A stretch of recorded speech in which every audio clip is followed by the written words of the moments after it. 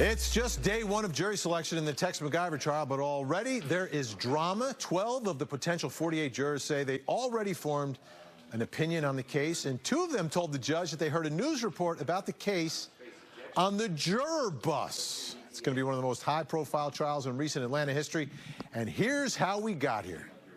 Prominent Atlanta attorney Tex McIver is accused of intentionally killing his wife, Diane, in September of 2016 while they were riding home through Midtown Atlanta.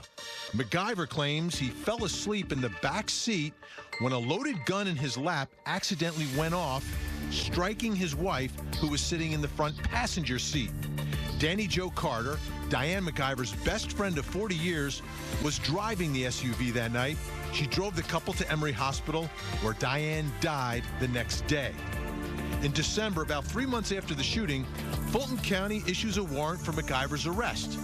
The charges include felony involuntary manslaughter. McIver turned himself in later that night, but was free on bond just 2 days later. Things change on April 14, 2017, when police find a gun in McIver's Buckhead apartment, a violation of the terms of his bond.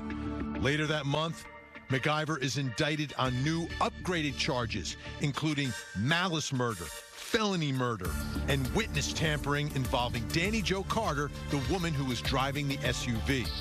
Judge Robert McBurney is presiding over the case in Fulton County Superior Court.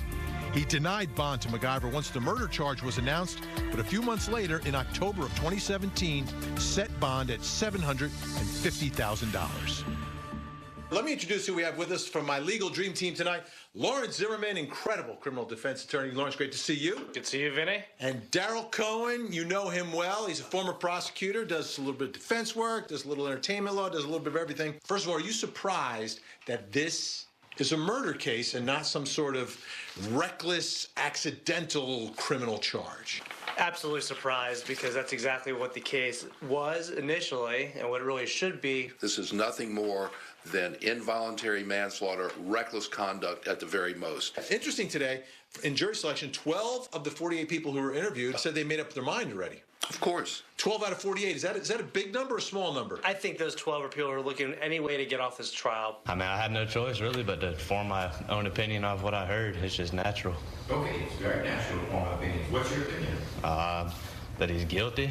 As the jurors, the potential jurors for this case, got onto the shuttle and were driving to the courthouse to do their civic duty, to be fair and impartial, they're playing the radio. This morning on the bus shuttle, again, they had the radio on, and there was mention of it starting today.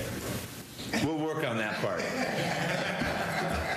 Cleaned up a lot today. We've seen him in court with a much longer beard, longer hair, looked a little straggly. Totally cleaned up for court today. What should we make of that? He did what he should have done. Court, get cleaned up. You only have one chance to make a first impression with these jurors. By the way, can I say something? If I was his lawyer, from day one, I would have made sure he went by Claude and not Tex.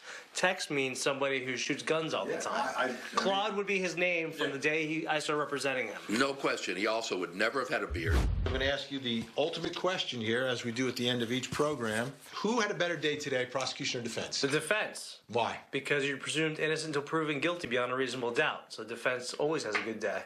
All right. Darryl, who had a better day today, prosecution or defense? I'm leaving it at half. Half defense, half prosecution, because the fact that the jurors heard something about the case on the bus over is hurtful. I agree with Lawrence. You're not guilty unless and until proven guilty. You can't split it, Darryl. You've got to commit. You've got to commit. If it's 50.001%, who has the better day? Then at 50.001, I will give it to the defense today. And each day of the trial, my legal dream team is going to break down the day's events. We go live on Facebook at 7:30, and of course, we'll wrap it all up here on the Late Feed.